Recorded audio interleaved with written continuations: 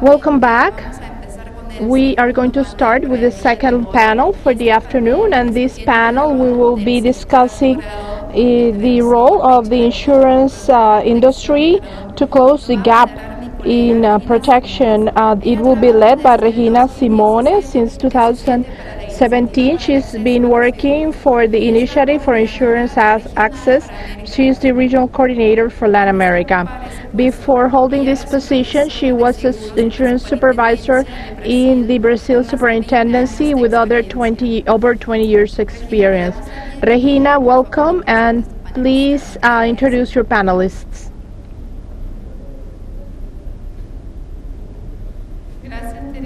Thank you, Teresa. Good morning, everyone. In contrast with the previous panel, in this panel we will discuss the role of insurance industry in the closing of the gap and the increase of resiliency to natural catastrophes related to climate change. So we will be introducing two successful initiatives of the insurance industry for insurance against climate and catastrophic risks, including parametric risk for agriculture in both Peru and Bolivia. We will start with the Peruvian experience presented by Lourdes del Carpio Gómez de la Torre from La Positiva Insurance. Please come forward, Lourdes. Lourdes is a Fulbright scholarship recipient with Magister in Public Administration, Magister in Political Science, and lawyer.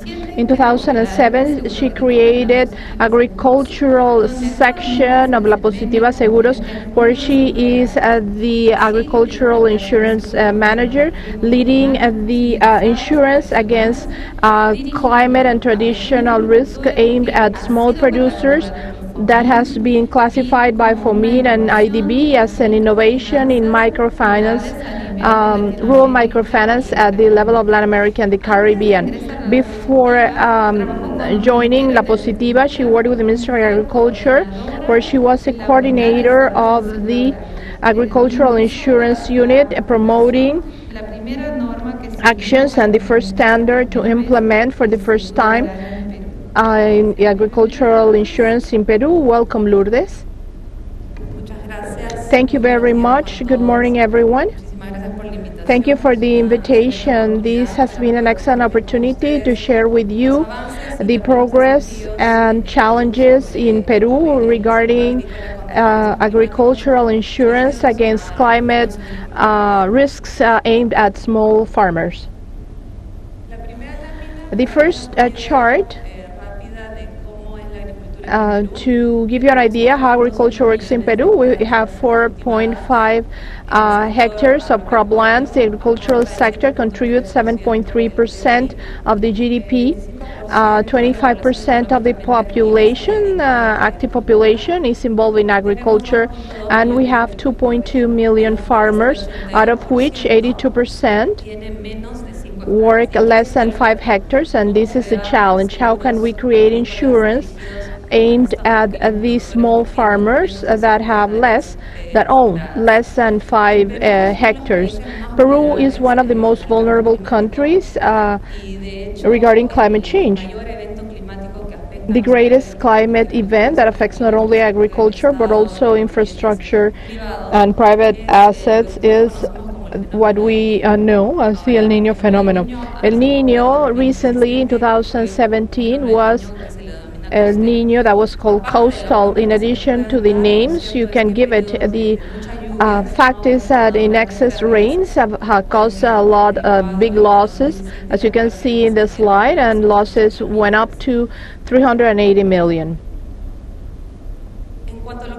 Regarding climate change, climate risk insurance, what we've done in La Positiva in Peru is take into account how agriculture is divided in Peru. We have in the base of the pyramid, we have the subsistence agriculture, then small farmers that have access to credit but that sell their production within the country, and then at the top of the pyramid we have the exporters. In the base of the pyramid there is very active participation of the state subsidizing a catastrophic agricultural insurance for small farmers that have access to credit. The commercial agriculture at present, there is no subsidy concerning commercial agriculture insurance, but the government has approved $5 million and is waiting for the government to regulate how this subsidy will be used. The interesting part is that the state has decided to promote commercial agricultural insurance thanks to the results of La Positiva Seguros has been showing with this commercial agricultural insurance since 2013 that was launched. I will explain later in detail more numbers about this insurance, and in the export level there is an planned death for orchards. It's not subsidized, but the most premiums come from the catastrophic agricultural insurance, where the state is the one that subsidizes 100% of the insurance. As you can see in this chart, penetration of agricultural insurance in Peru is 13% over the total of number of hectares planted, and only 1% correspond to commercial non-subsidized insurance, commercial insurance, and the rest is insured by catastrophic insurance that is subsidized. Concerning numbers of the evolution of insurance in the country, we have catastrophic agricultural insurance that started in 2009, and commercial insurance that is a private initiative of La Positiva Seguros as of 2013. In the catastrophic insurance, you can see important numbers from 2009 until today. 281,000 smallholder farmers have received indemnification from the catastrophic crop insurance, and what the Positiva has done to pay indemnification not directly to the regional governments, but it decided to open first or to transfer directly money to each farmer, and 3 years ago we decided to open savings accounts where we deposit these payments. So for the first time, 82,000 subsistence farmers have been able to access an savings account in Banco de la Nación. They have a debit card. So through insurance, we are connecting the subsistence farmers with the banking or the financial sector so they can have microcredit. So what we want is to endorse these products to the favor of microfinance entities that would be interested in granting credits to the subsistence farming populations. Concerning commercial insurance, this was a private initiative started in 2013. So far, we have 350,000 farmers that have received payments. More details regarding the products.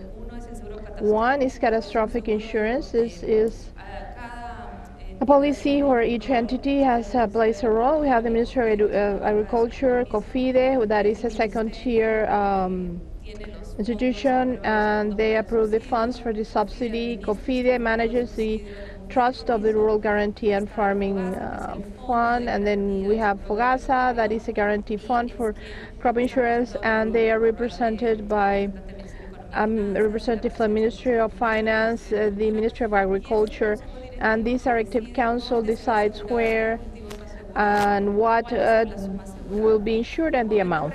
Regional governments are the ones that report catastrophes to the insurance entity, and we assume the risk, and farmers, subsistence farmers receive the benefit of these payments. These catastrophic crop insurance subsidized 100% by the government covers all climate risks, all of them, because all of them affect crops. But in addition to climate risks, we also include insurance, plagues, pests, and disease, and also insurance against fire and earthquakes and other risks. This is a very interesting chart because you can see the evolution of agricultural insurance regarding amounts, which is the orange one, the darker orange, and the lighter orange is the premiums paid. As you can see, the insured amount it has been increasing throughout the years, and at the bottom you can see the rates that have been charged by the insurance, and you can see how the rate has been decreasing. So the government has had to, when lowering the rates, they have had to invest more resources to increase the insured amount. We started with 15%, now it's 7.5. It is important to note in the we've seen this in previous presentation. The important thing of pricing, we started with a rate of 15%. That could be high or not, but the truth is that this rate, consider the lack of information regarding yields in the areas and the risks. This rate, as there we've been receiving field information and the payment of losses, we've been able to decrease these to 7.5. But today we have a question, and it's that the government, because this is subject to tender for all insurance companies, and the government wants to decrease the premiums, but we've reached a rate of 7.5 that insurance companies consider is a technical rate that must not decrease anymore. So we are at a junction point, and on one side we have the ministry that is thinking of issuing a new tender, but the idea, the main criteria is of who will get to cover the company, and the only criteria is which company offers a lower rate. This model is not viable anymore. We consider that probably the best model would be one such as Spain, where there is a pool of insurers, and this is a good time, and we've been discussing this, and we've also discussed about transparency. It's important that the Ministry of Agriculture understand what is the profit expected, administrative expenses, and reach a consensus so the rate would be a real rate and have a sustainable program. The yields and coverage throughout times have been improving. Initially there was a coverage of 40% of the yield, now it's 51%. And losses, the green bar is the average of losses, 50%. This is a sign that the program is sustainable. So it is a successful program, both for insurer and the government. It can continue through time. And then I would like to commercial agricultural insurance. This is not subsidized, aimed at small farmers that does have access to loans through microfinance through Agrobanco. It's a government bank.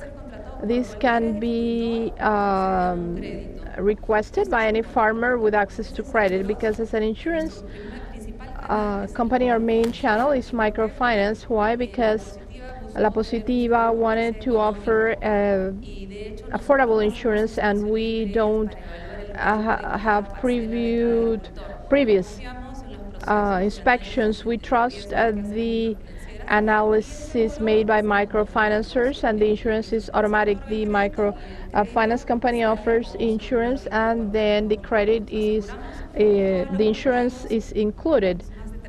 35 over 36 crops, and this is undersigned to the favor of the microfinancer, so the payment will cover all or part of the loan of the producer. If there was a extra money, there would be a check for the favor for the benefit of the farmer, so the farmer can continue to be a client, because his credit can be fully paid by the indemnification. The amount can be the loan, the amount of the loan, and what is insured is 50% of the yield. In this insurance, we only insure climate. We don't insure diseases. The other one, yes, because it is done by the government. We consider that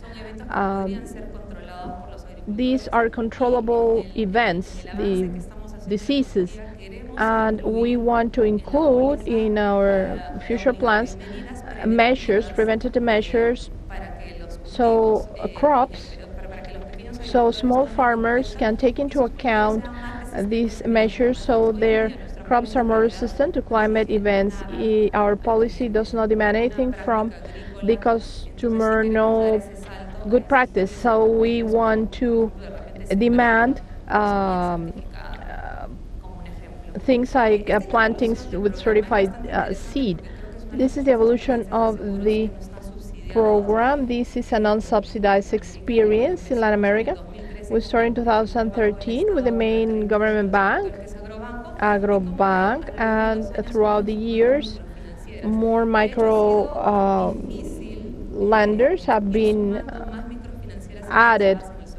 It has not been easy because the first thing they ask is, if other microfinance doesn't sell insurance, I won't either, because if I sell insurance, my credit will be more expensive and my customer will go to another microfinance company, and that's been a debate. But given that we have been paying losses since 2013, it's interesting that many customers from Agrobanco, when they go get insurance from other lenders, micro lenders, the farmer asks, I also want insurance, a crop insurance like Agrobancos.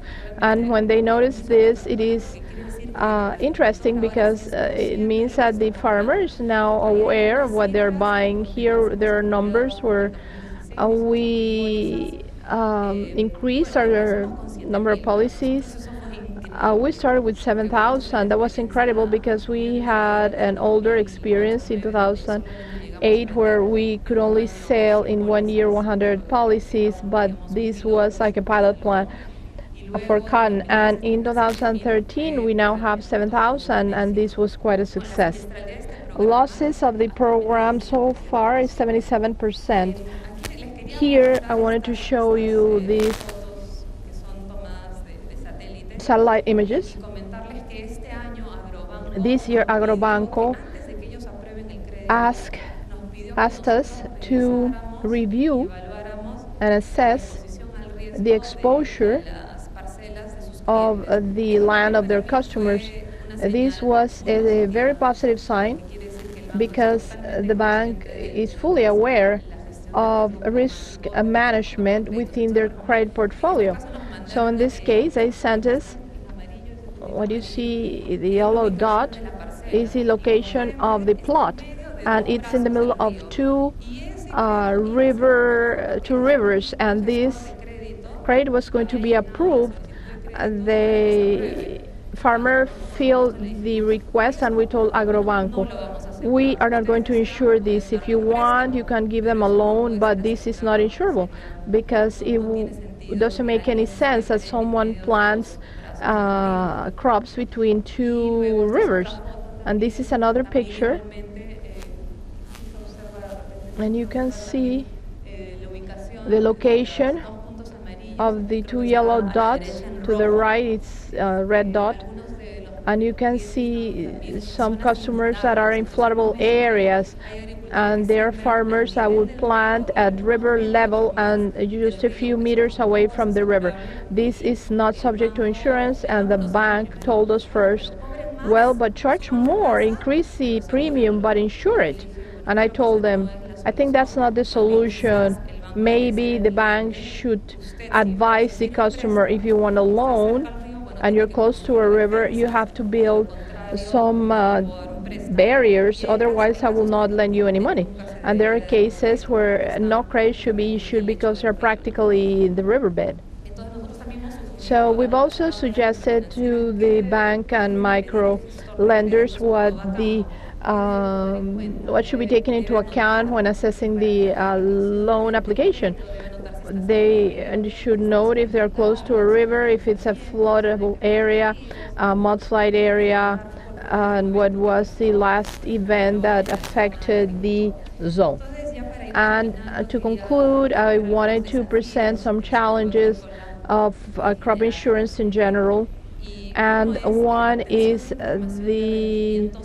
to obtain income information on each farmer. Today we do not have the history of the income per farmer. We've told microlenders, we've told agrobank that within their historical records of each customer they should include the yield obtained by their customers so that we can insure according to the individual yield. Today we use averages per zones, and this is useful for the bank to differentiate credit rates. Another important issue is your referencing of land parcels. Originally we didn't have the location of the parcels, and we trusted whatever the farmer told us, this is the parcel that I've insured. Obviously we realized that some people try to lie to us, and we started to insist to the bank to have georeferencing, and this is extremely useful for analyzing the risk by micro lenders. And another point is to ensure the understanding of the financial and microfinancing sectors that reduces competitiveness. Insurance allows the sustainability of the clients, and microfinancing companies must think that if their customer have agricultural insurance, they may consider to reduce the interest rate, and these if they consider that it makes sense, but they are not doing it. And as a fourth point, there should be rules and regulations for crop insurance. In Peru, for many years, thanks to German cooperation project, we have a public-private dialogue table with representatives from the Ministry of Finance, Agriculture, Superintendency, insurance companies, and other entities, where we exchange information and we discuss public policies. And thanks to this dialogue, we've been able to have a technical understanding of the insurance, because one of the barriers for crop insurance growth has been a lack of understanding of how insurance operates and how can a ministry make decisions and create standards vis-a-vis something they don't understand. So this dialogue has allowed this to be able to share information, technical information from the insurance perspective, and this has made possible that the superintendency for the superintendent issue a regulation regulating crop insurance, because in the past we only had insurance contract law, but very general, but didn't understand the specificities of agricultural insurance, such as response time. The law says that you must respond to the losses immediately. In agricultural insurance, you may have to go to respond during crop harvest time or a different time.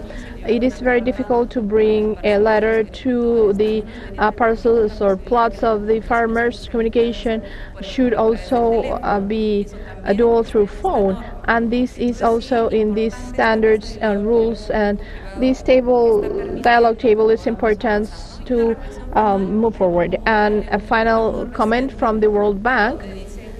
They say that the farmers have been surveyed, and they express that climate events is the most important risk to determine the revenues. So if it is the most important risk, definitely all stakeholders must be involved, exchanging information in an open and transparent manner to find different products that are accessible for most of the farmers. Thank you.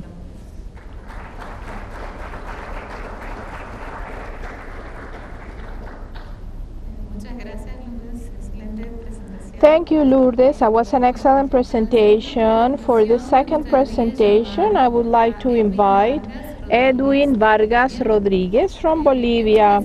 Edwin is an economist, master in business administration, an expert in financial innovation, microfinancing, inclusive insurance. He has been the leader of several programs and development program financed by international cooperation organizations. He has been working for 27 years in microfinance and 12 years in inclusive insurance for farmers. 12 years ago, he became an executive director of the Foundation for Profin.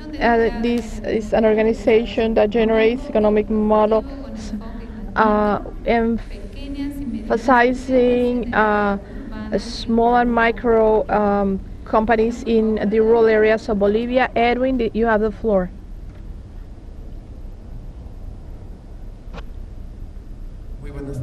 Good afternoon, everyone. I want to express my appreciation for inviting me today to this forum. I will start my presentation mentioning that Profin Foundation works with cooperation projects aimed at promoting inclusion of small farmers to financial services, whether microcredits and inclusive insurance. Today's topics are initiatives for enhancing the resilience of smallholder farmers facing climate change through agricultural insurance.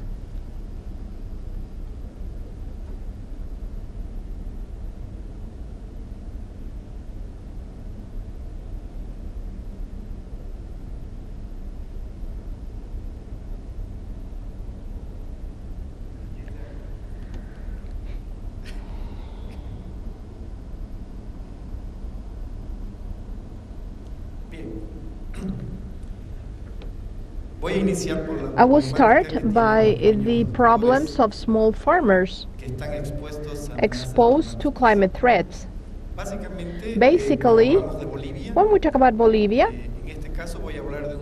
I will talk about a sector that is between the mountain plains, the high plains, and the valley. The threats are frost, hail, flooding, and drought.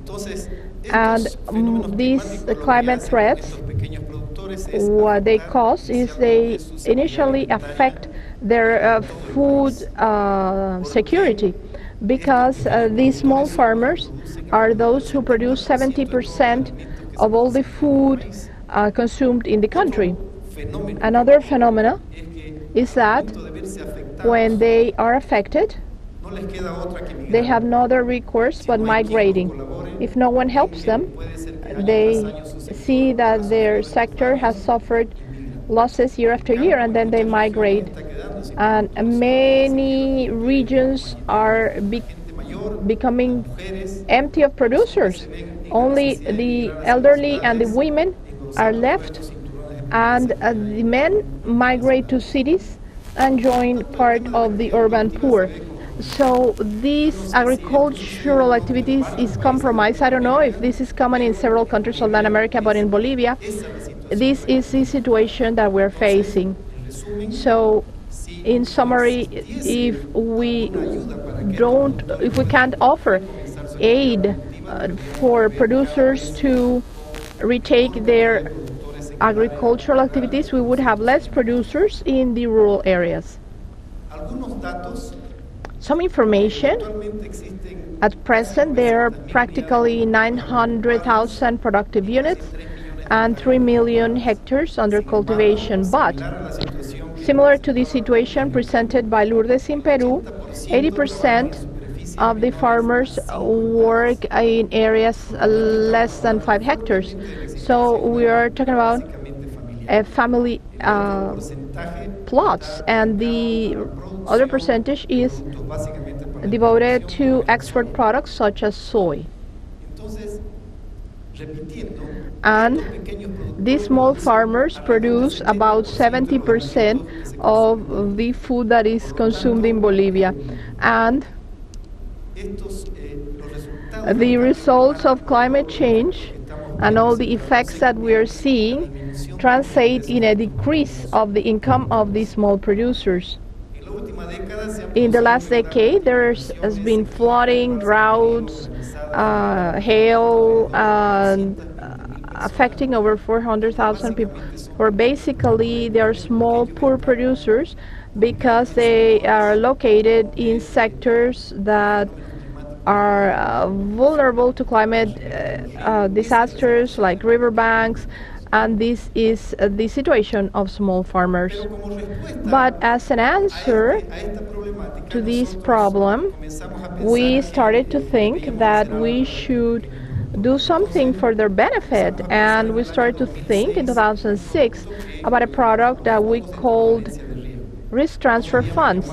We cannot call it insurance because we are not an insurance company. We are a non-profit organization, and we do not want to break the law. So we called it risk transfer fund, but we did this to test what we could do, what people needed, what we could develop to help these people. The first thing that we saw as an important need was to involve stakeholders to produce technical assistance and include risk techniques, risk prevention techniques. And these are non-financial services that we started to provide for the farmers. So if there's a farmer that is planting right next to the river, we can then build some protection so the farmers are not exposed to these risks. We talk to technical assistance agencies so the producer can see what alternatives he has to improve his yield. And we talk to an important stakeholder, which is CENAMI, it's the authority that deals with the climate, so they can provide information. And we did our best for the information to reach farmers in time. So if there's going to be a frost or temperature changes, these can be broadcast through the radio so farmers can take measures. Small farmers have ancestral knowledge that will help them prevent frost to harm their crops, like lighting fires and other acceptable measures that are positive. And providing information through the radio, this allows farmers to get ready for any for this type of event. How do we start with this RTF? It was not a municipality that said, oh, I have a hail problem.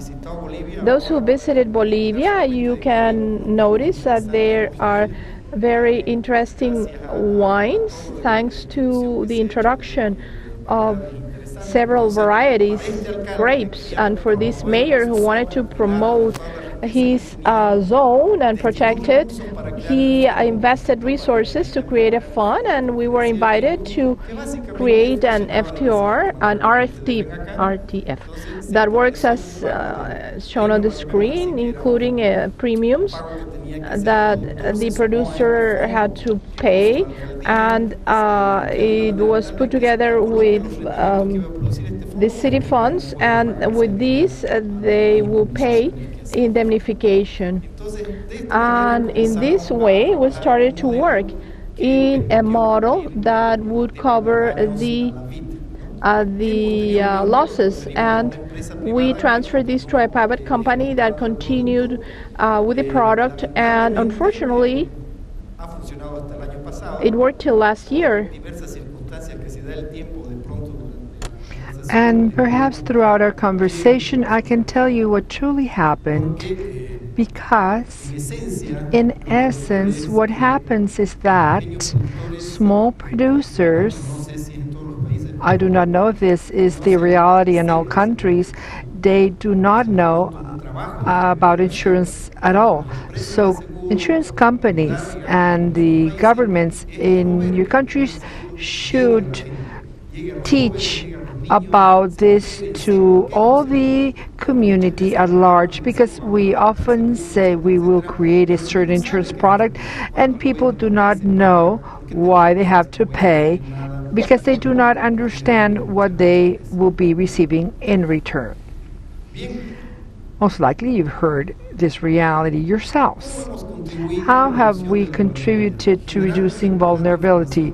By generating and compiling data on farming and risk. There's a key element, the absence of information in our different countries.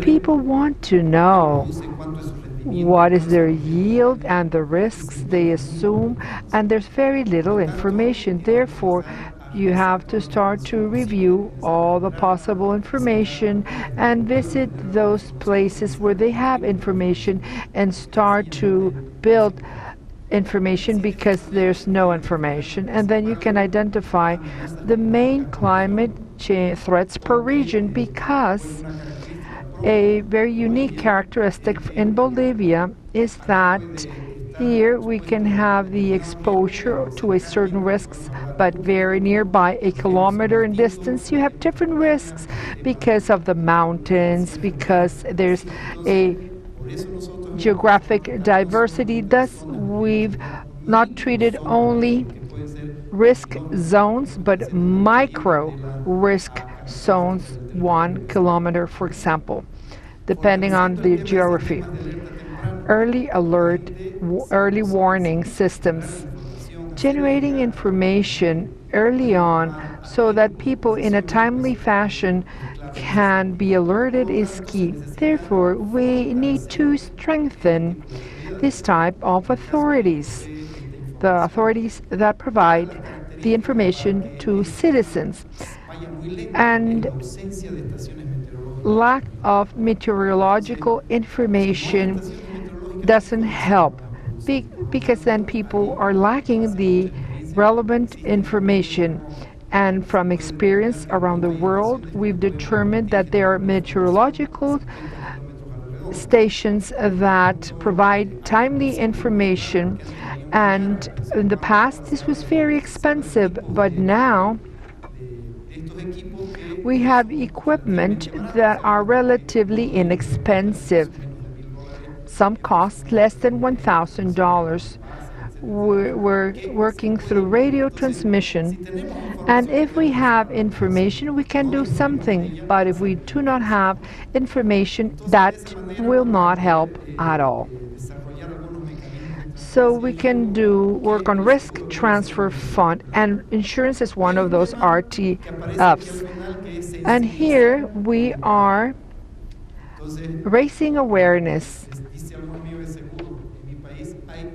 We have to teach people, start teaching people why the importance of insurance.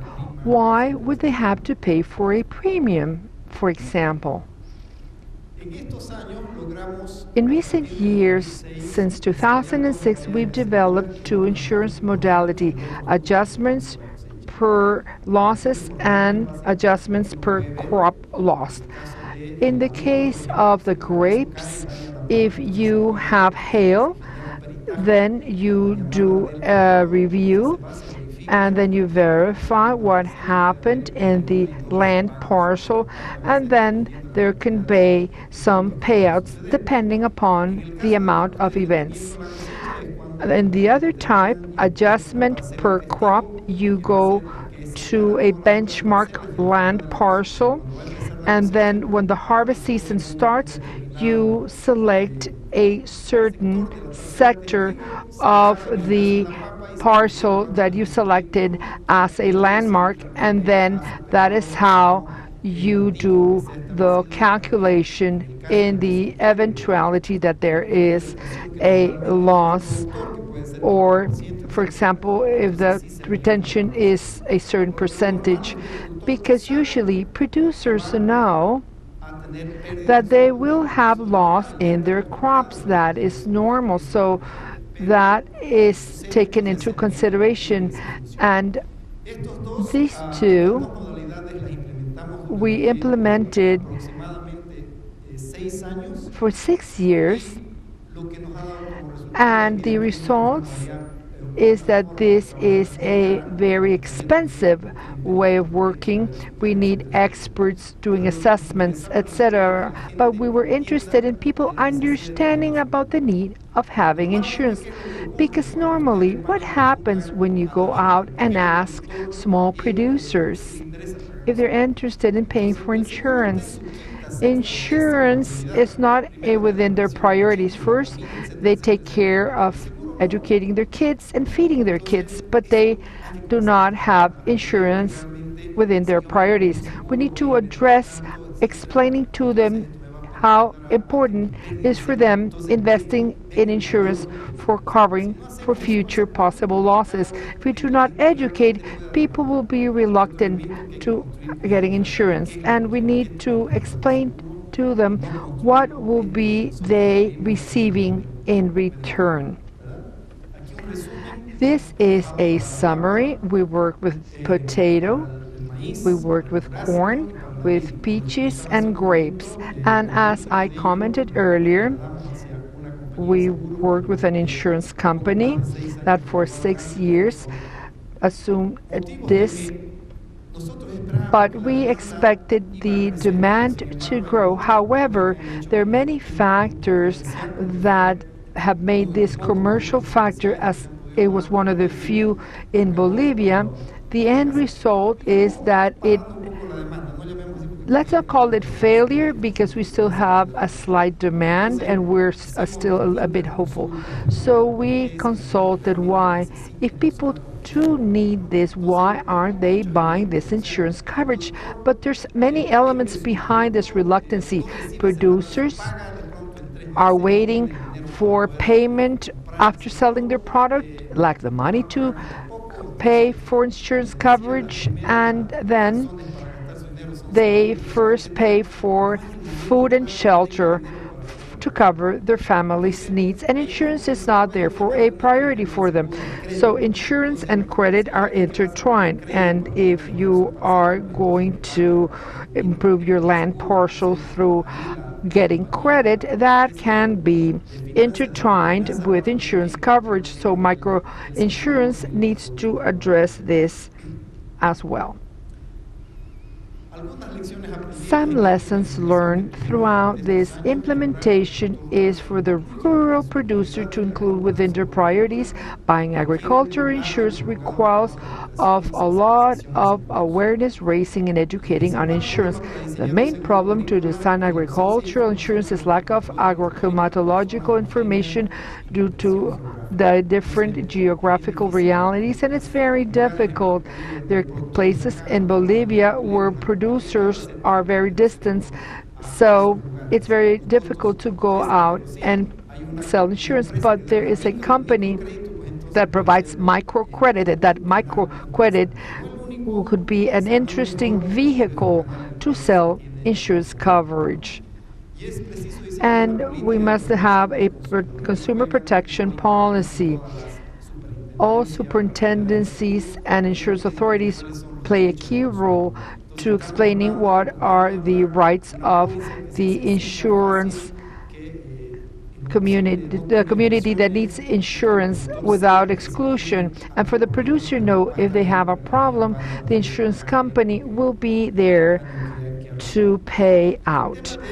And technical assistance and adaptation to climate change, disaster risk reduction are the best complements to contribute to risk comprehensive management. After those 6 years, the national government decided to create an insurance for municipalities in extreme poverty, which has been created already. A large part of the population has been addressed. More than 120,000 producers have been addressed in the last campaign, and payouts have been for 5 million. This is free of cost to the producer, and they are provided with insurance free of cost. Pays $150 per hectare if the damage has been complete in the area. Generally, it's not that big, and there is a model, and based on that model, they established a payout scheme. They wanted to transfer this idea to the private enterprise, but it has not materialized yet, as they need more information to outweigh how they are going to be able to make sure that the private enterprise world can join this idea. After this, we then go to what other problems the producers have. We designed with an insurance company the livestock insurance for dairy cattle. These are population of people working in the highlands where livestock for dairy cattle is very high and they need more livestock. They go to the bank, and there we work with a bank called Banco Unión, so that when they're going to get credit to buy more livestock, this is linked to an insurance product. There is a 20% deductible. They receive 80% if the livestock dies for a certain disease or something else. And here, this is the scheme where this works as we have the insurance company, we have a reinsurance broker, and we also have the veterinarian that are experts visiting the place. And here something starts to happen, and it's very important to comment it to you. We transfer, or we work with a microfinance company jointly, but who has the responsibilities in their shoulders? It's a credit officer, not an insurance officer. So he has to go, the financial officer has to go out to sell an insurance product, and he's not the expert. And for example, for livestock, to understand which livestock they are going to cover under insurance, they have to market and go into the farm to do those markings, and it's very difficult for the credit officer. So what I'm trying to say, your insurance product is being put on the shoulders of a financial expert who is not an insurance expert, and it's very difficult for a financial expert to do an insurance job, because he's not an expert in insurance. Perhaps we can do things slightly differently. And these are a few of the characteristics of the livestock insurance that I mentioned to you. Now we are going into the meat livestock, and we have different diseases non-existing at the beginning of coverage, different accidents, climatological event, frost, hail, snow, flooding, etc. We've identified with producers what is their livestock exposed to, and based on that we have created this product. Lessons learned, as I said, loan officers are the backbone of the operation for reaching forecast sign-up levels. And banks at the beginning told the credit officer that they were mandated to sell insurance, but banks receive a commission from you. Commissions sometimes are higher than the ones you receive. So the credit officer needs to be trained to sell insurance. We need to have more of these trainings so credit officers can ask questions, because livestock insurance is new in the market. Evidently, a credit officer cannot sell insurance if he lacks the know-how.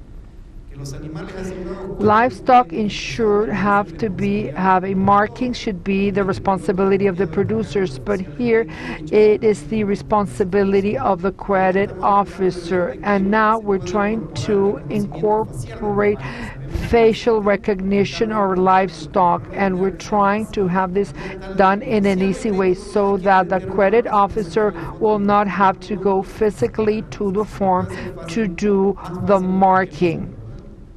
And this will facilitate our lives.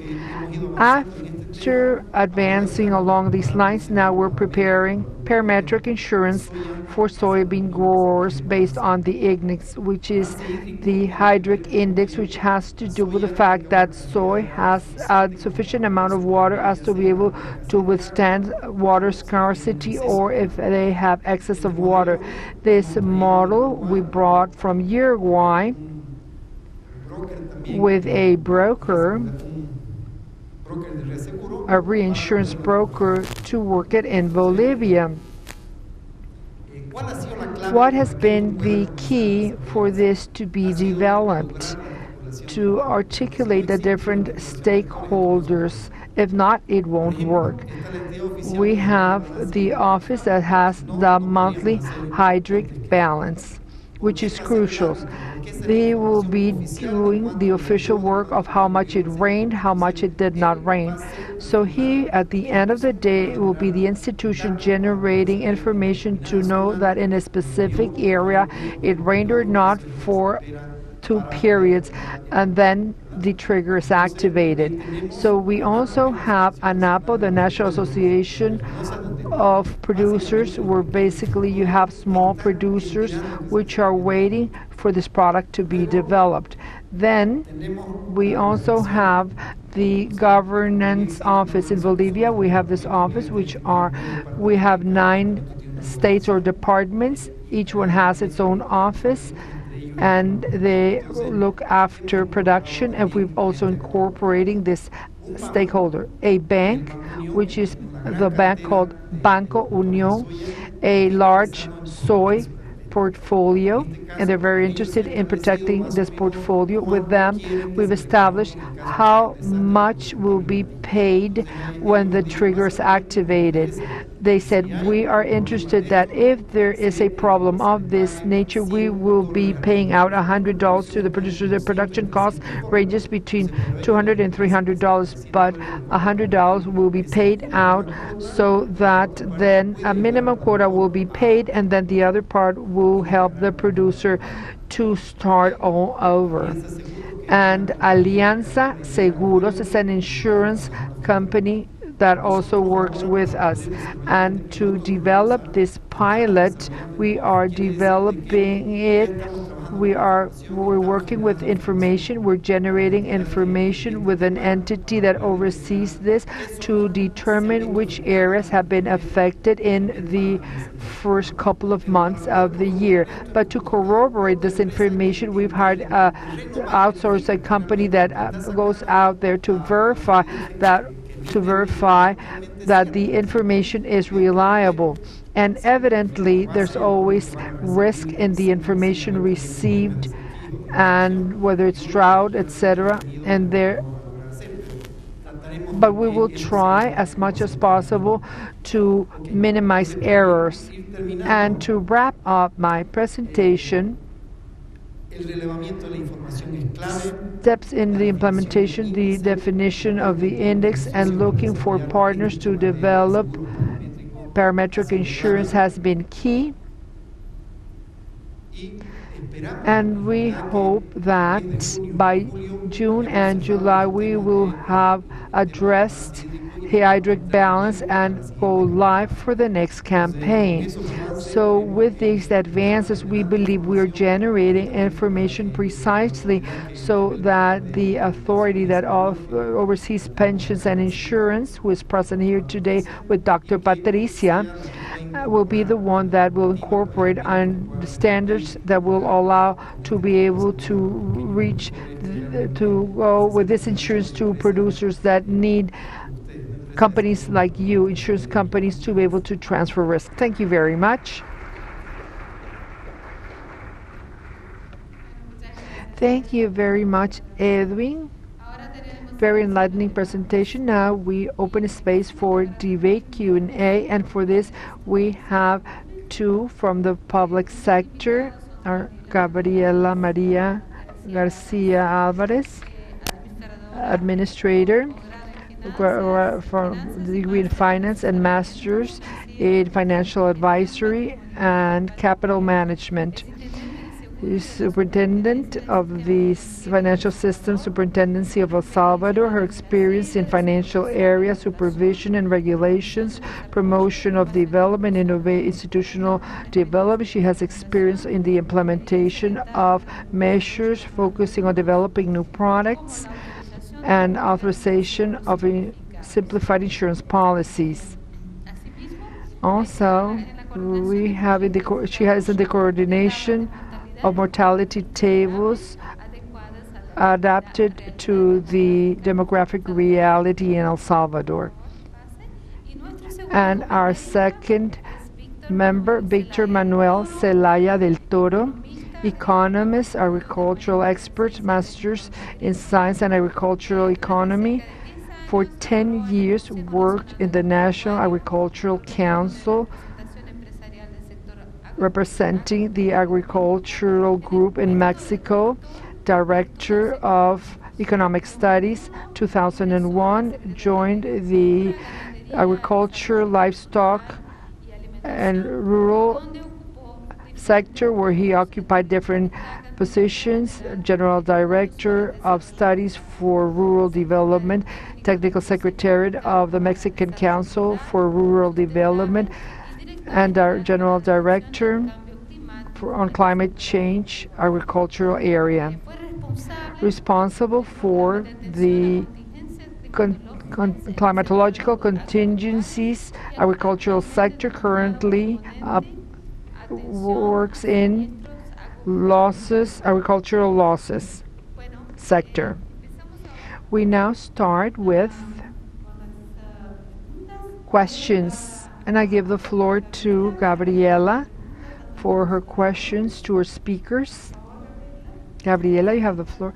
Thank you, Reina. Very interesting from the perspective of the private enterprise, a body, an NGO. I had a question for Lourdes. I do not know if in Peru you had a case where the parametric index, when you do the insurance payout, does it vary significantly with the real risk of the loss or casualty, and what are you implementing for this variation in payout? Yes, thank you for your question, because it allows me to clarify something that I did not mention in the presentation, and is that in Peru we have a unique situation. We focus on small producers that have this a traditional insurance. It's not parametric indexed insurance, meaning that we go to the field, to each land parcel, to determine the loss. And then we have the microfinance. In a catastrophic, we have a parametric, but as is a parametric index to yield, so we ensure an average of yield of certain geographical areas that have been determined by the government. And indeed, what is happening nowadays is that more than the trigger not coinciding with the casualty, because we insure catastrophic casualties events. There was a drought, there was hail, so these are extreme events allowing the trigger to reflect the reality. However, nowadays there is the existence from the ministry a doubt on the hectares that have crops, because when we go to the field we determine which area has crops, and based on that we pay the payouts. And today the Ministry of Agriculture says, I have harvested more crops, paid more payouts. The Ministry of Agriculture now asks for the insurance company be the one to prove how many hectares have been are truly with crops or harvested. This is a very significant challenge for us, because we know that this information, the government itself doesn't have exact information, but fortunately our adjusters has prepared with the use of technology for adjustments, and nowadays we already to give response to the Ministry of Agriculture and to truly prove the amount of area harvested. We are now using satellite imaging, and we are doing field work with these images, and this incurs an additional cost to the insurance world of insurance companies. But these programs always will always have some sort of difference or discrepancy, but in Peru we have very open dialogue with the Ministry of Agriculture, and from the private side of the equation we're significantly investing in technology to determine, for example, the areas that are truly harvested. Thank you. Victor. I have a question both for Edwin as well as Lourdes. And at the end, if you allow me, Regina, a comment to congratulate you for the presentation. It's a pleasure to see how this catastrophic insurance efforts in Peru and Bolivia more and more are gaining greater relevance. And I would like to put on the table, I want to, if you could tell public policy makers and Minister of Agriculture and those responsible of budgets in your country and regulators, which is the superintendency, please explain to them what do you need as an insurance industry to meet with the target of this panel, as mentioned by Regina: climate change, small producers, catastrophic insurance coverage, to truly give response for this niche of producers. What would you ask these public policy makers? What would you ask them as insurance industry? Insurance industry including direct insurers and reinsurers. What do you require from them? The first thing that comes to mind is that we require all the way from the Ministry of Economy, the superintendency, we need their commitment to train a team of people working in these ministries and the regulating entity, to train them so that they can understand what is climate risk management. The fact that we can have a dialogue with people that have the know-how translates into expedite solutions, and I'm convinced that in a country to close this insurance gap on climate change related specifically on livestock, we require the know-how and knowledge and the responsibility of the insurance world as well. They have a team of experts with information, more information than the government, so the insurance world needs to go back and share information with the Ministry of Economy and stakeholders. And the experience today happening in Peru, we have $5 million that the government will subsidize for the first time for commercial agricultural insurance, but the government does not know which crops to insure nor where or what should be the cost.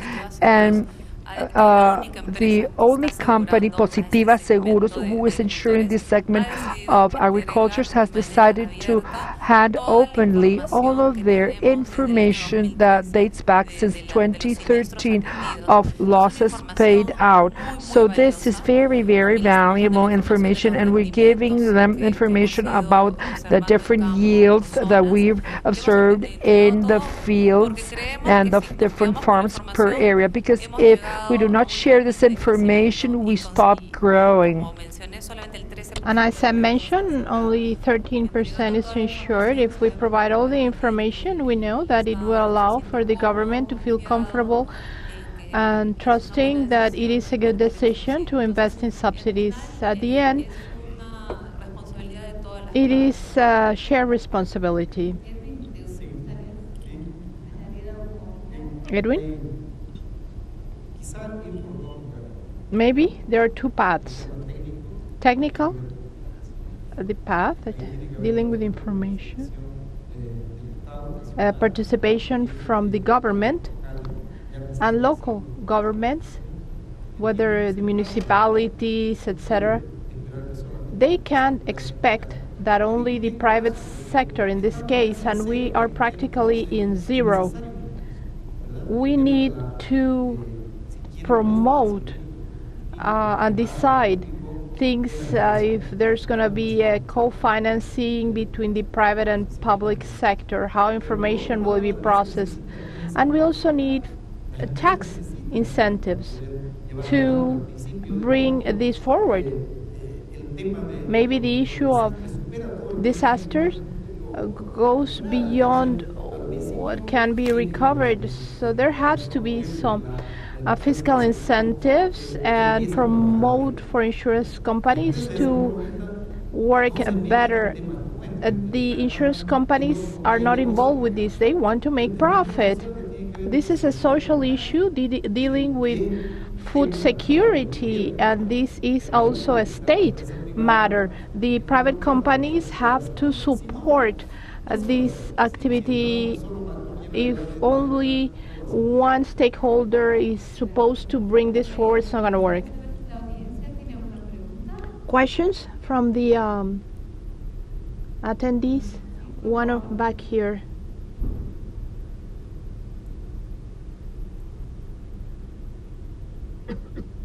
No. Yes. Buenos. Hello. Una pregunta para los señores de Perú y Bolivia. Peru and Bolivia, De acuerdo con lo que ustedes exponen, according to what you've mentioned, la experiencia ha sido excelente. the experience has been successful. It has reached people that need insurance thanks to having some marketing channels such as microfinancing. Do you think that these channels are relevant, or would there be an extra cost for the system to start from zero, creating the channels from scratch?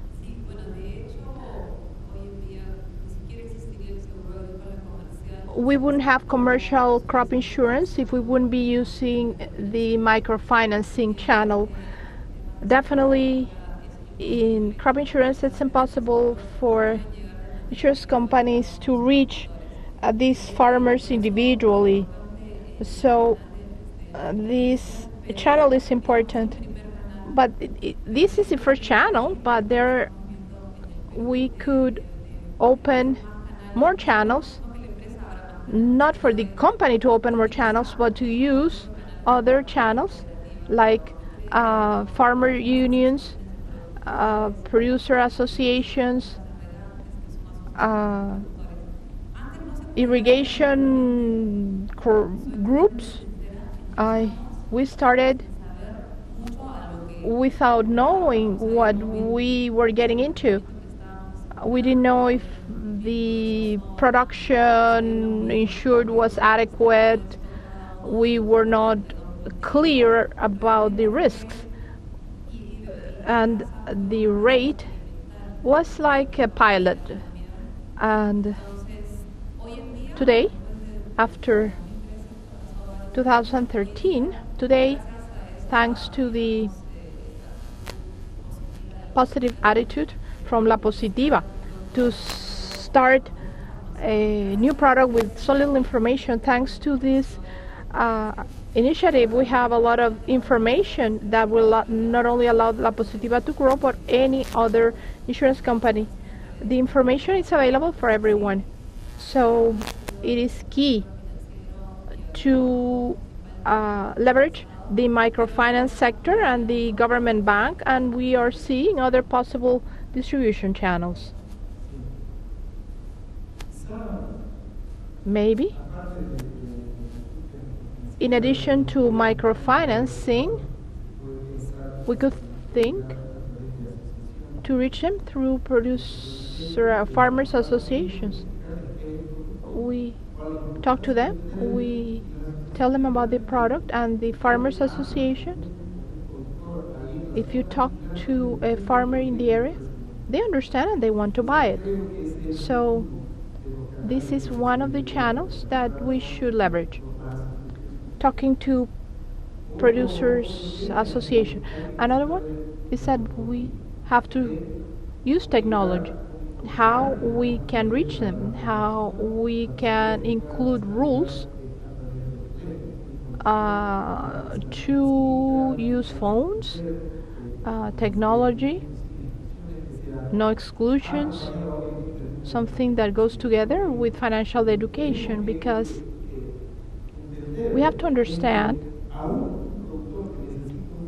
that even a farmer that needs financing is afraid to approach a financing company. Imagine how do they approach one of your insurance companies. So we have to work on this. No sound. There. Yes. To make the path easier so that the producer can know that you exist and that you are approachable. And we have to work on this. Thank you. Before we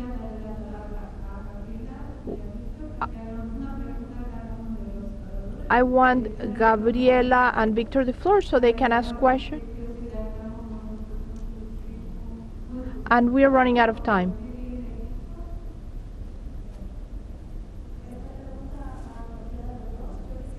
I would like to know,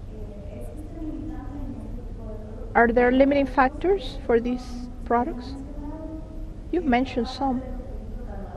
The assessors, have you known of any experience in your countries where the farmer has suffered losses in their production and they waited for the surveyor? They cannot wait for the surveyor to continue with their production. Have you had any experience that the period of this assessment has affected the payment to the farmer?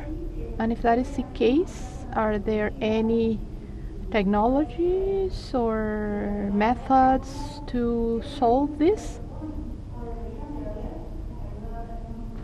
Maybe with the help of international organizations to help overcome these issues?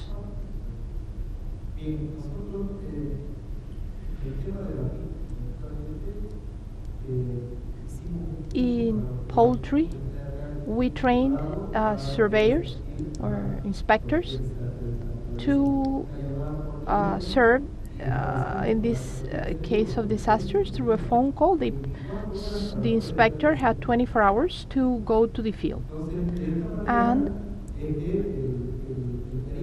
the inspector, the expert, received the call and they have to provide a solution, because when this was about grapes. If there is hail, the plant will be affected, and not only the crop for that year but 2 years in the future. So this is how it had to be done. Obviously at the beginning it didn't work like clockwork, but little by little we were able to solve this and make the response more timely, to make these inspections better. In other types of crops, sometimes this is not so crucial. In some cases, the damage is not considerable. It also depends on the event. If it is, for example, in 2017, there were floods in the north of the country, and the adjuster wanted to go right away, but the roads were flooded and we had no access to the plots. And because we were so eager to pay, and we tried to use satellite images, but Peru has its own satellite, and we requested images, but they told us that they were not available for the private sector. But then we found images in the page of an institution in Canada. So at the end, we were able to obtain the images from the Peruvian satellite, but it is not that simple. Sometimes there are clouds. We tried, and we're moving forward, trying to become specialists in the use of satellite images. But it is also interesting to assess the possibility of using the farmers' phones. Every farmer has a phone. Not all have smartphones, but I believe that maybe I always think how it would be good for La Positiva to provide a cell phone, a smartphone with each policy. The cell phone is a very powerful tool. We send text images of climate alerts and the floods of 2017. Some farmers had the smartphones sent us videos of their flooded crops, and this was very good. We sent them text messages and we reminded them that their crops were insured. We told them you have insurance if your crops flooded. We gave them a cell phone number and they sent us videos. So the use of the cell phone is a very powerful tool, not only for not only satellites, but if they can take pictures, maybe the inspector doesn't even have to go. There are some developments, and we are open to using this technology. Rather than a question, I would like to make a comment. We are in an inclusive insurance forum, and I see a participation from several superintendencies.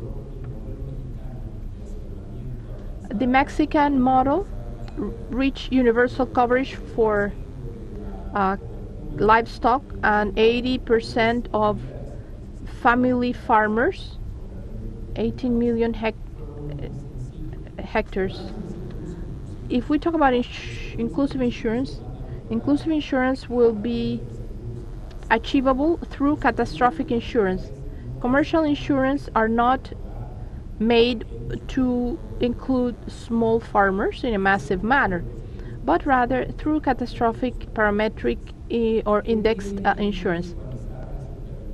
What does the superintendencies have to consider? A mandate that is very specific. In commercial insurance, what is subject to payments is what was damaged. In the catastrophic insurance, what is subject to payment is only what has been damaged, not necessarily what has been insured. For example, how did we break a paradigm? A climate station in the highlands and a climate stations on lowlands. Here there is a heavy rain and they pay. The insurance company pays, but there are no damages. But in the lowlands, there is no rain, but the flood came from the mountains, from the highlands. So the highlands would be receiving money. People who were not affected are going to receive payment, but in the lowlands there are damages, but they don't have the resource from the insurance. So you have to move the resource from the highlands to the lowlands. Yeah, but you insured 1,000 hectares. Yes, but there is damages here, and maybe cattle died too. Here there is damage in the pasture. Now the cattle cannot access to the pasture lands. So you have to consider these in the indemnifications, and superintendency sees this as something classic, like commercial insurance. Catastrophic insurance is a different thing. It is made to protect damages to cover affectations to budgets. If we break the paradigm, talking about inclusive insurance for these companies can be very progressive.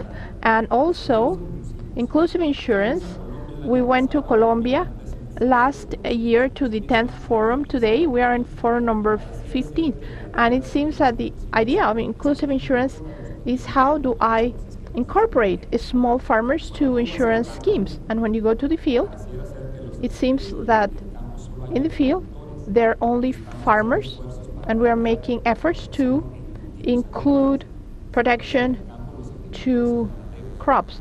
In the field, sometimes there are also livestock producers, sometimes fishermen or aquaculture producers.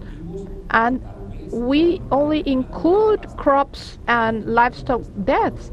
But what about the productive structure? What about these are not automated systems? Who is responsible for the unit? So inclusive insurance has to be multi-sectorial: agriculture, livestock, fisheries, aquaculture. If they only focus on agriculture, when the cattle dies, I will help you, or when the farmer dies. It is an inclusive insurance for everyone. Thank you very much. Muchas gracias por el comentario. Fue una pregunta y sé que estamos sin tiempo. I know we are short of time, Pero quisiera darle la palabra but I would like que me to give the floor to the person who wanted to ask a question. The last question. Buenos días. Muy amables por los temas que están Thank you for the interesting topics. I have an experience in Panama with the Agricultural Insurance Institute. What I would like to know has been the experience in Peru and Bolivia regarding the production in greenhouses. Will the greenhouses be covered too? And what has been the behavior of reinsurance companies regarding catastrophic insurance? And another company is how can you handle moral risk? For example, producing crops, you have to fight. Sometimes you lose a crop. Moral risk, how can you manage moral risk in your countries, and how do you oversee that a producer that didn't produce the expected yield receives an indemnification? The greenhouse production is covered by catastrophic insurance, and the experience of the reinsurance with this type of product. And 3, moral risk. Let's be brief.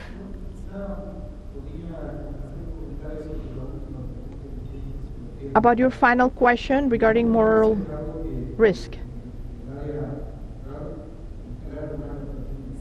This exists in both urban and rural areas. With, like, for example, peach producers. We started having a pilot for yield insurance, and then we had to weigh the crop or the harvest to see if it was what was expected, if the yield was according to the expectations. But we did not have the capacity to verify this. What we believe happened is that producers would harvest the fruit before inspection, and after, when the inspector came, the fruit was not there either. So this hasn't been able to be solved. We have to see, maybe not to offer a yield insurance, but what other type of insurance we can offer. But this happens everywhere. There is a moral risk.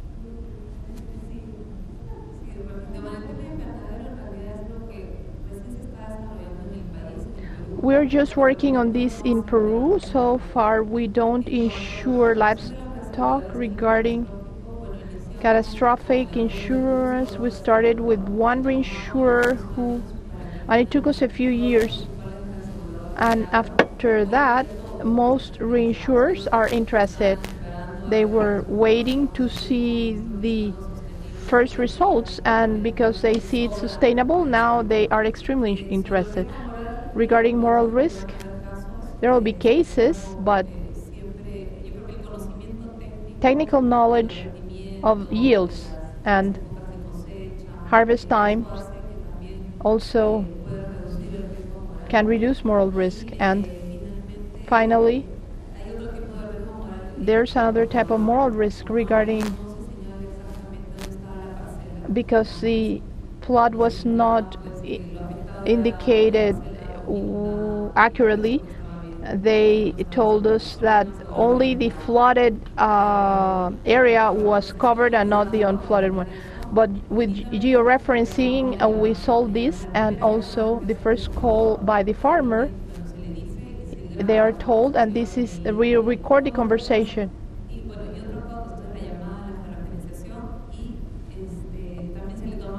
And also we take pictures of the field to the farmer, and they sign the minutes, and we've been learning and reducing the moral risk. Thank you very much to everyone for your presentations.